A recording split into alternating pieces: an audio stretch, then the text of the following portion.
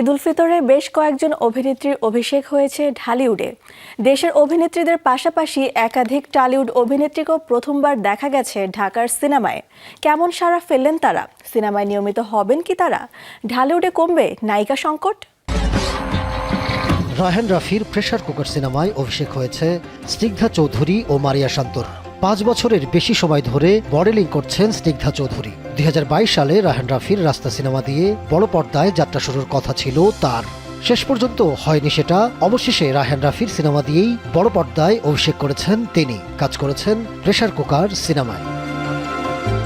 স্নিগ্ধার মতো মারিয়ার শুরুটাও মডেলিং দিয়ে।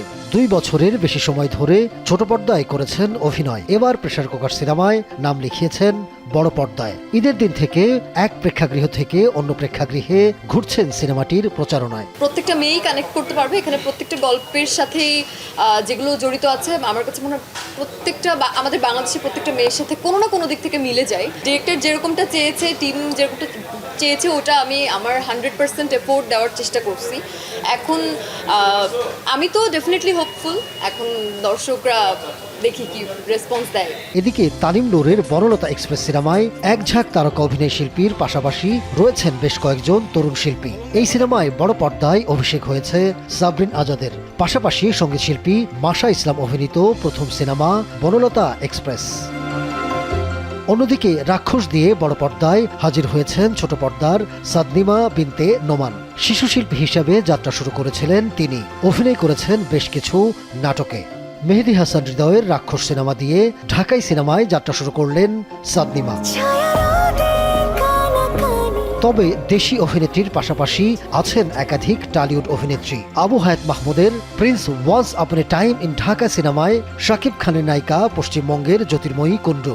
বাংলাদেশে এটি এই অভিনেত্রীর প্রথম সিনেমা। টিভি সিরিয়াল দিয়ে অভিনয় শুরু জ্যোতির্ময়ীর।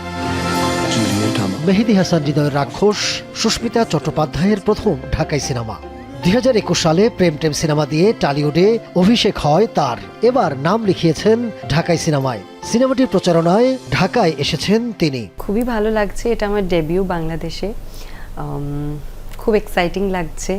প্রথমে তো অবশ্যই নার্ভাস ছিলাম, আর এখন ফিল্ম রিলিজ হওয়ার পর এত ভালো ভালো রিভিউজ পাচ্ছি যে খুবই ভালো লাগছে। I am really thankful to the audience, সবাই এত ভালোবাসা দিচ্ছে। মারিয়া শান্ত, স্নিগ্ধা চৌধুরী, সাবরিন আজাদ কিংবা সাদনিমা বিনতে নোমান, নতুন এই চিত্রনায়িকারা সিনেমায় নিয়মিত হয়ে মানসম্পন্ন কাজ করলে ঢালিউডে কেটে যেতে পারে নায়িকা সংকট, প্রত্যাশা সিনেপ্রেমীদের।